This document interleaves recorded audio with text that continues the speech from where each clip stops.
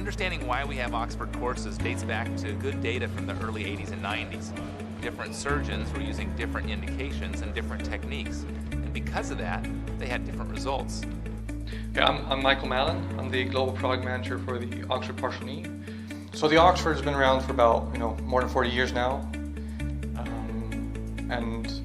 In the US though, we're only selling the cemented Oxford at the moment. If we look at the training education today for cementless outside the US, the surgeons will walk through every single step except for the implantation. They'll do the femoral prep, the tibial prep, they'll do the tibial prep as well, but just that last step of actually taking the implant and seeing how they're supposed to be implanting it is something we don't cover with the current saw bones.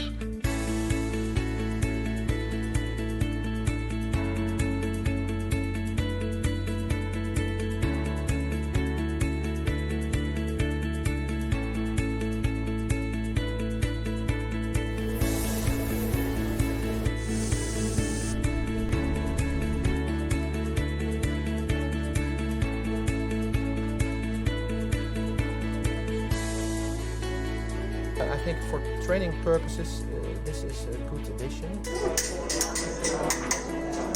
it's fantastic. Because what it does is give you a great idea about where you are. I mean, or the lack of view you get intraoperatively. I think we're very satisfied. Our surgeons, the designing surgeons in Oxford, they like it.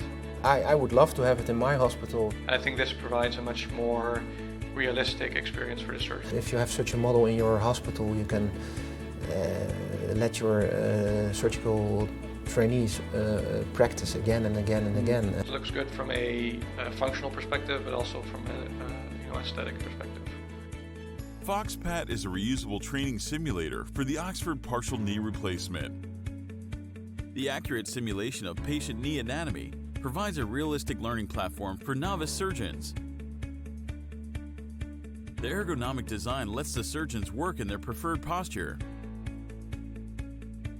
Just by replacing the saw bones, Foxpat will be reusable for several practice sessions. Foxpat is also intelligent enough to feedback the surgeons on their performance. Foxpat, the first Oxford patient you want to operate on.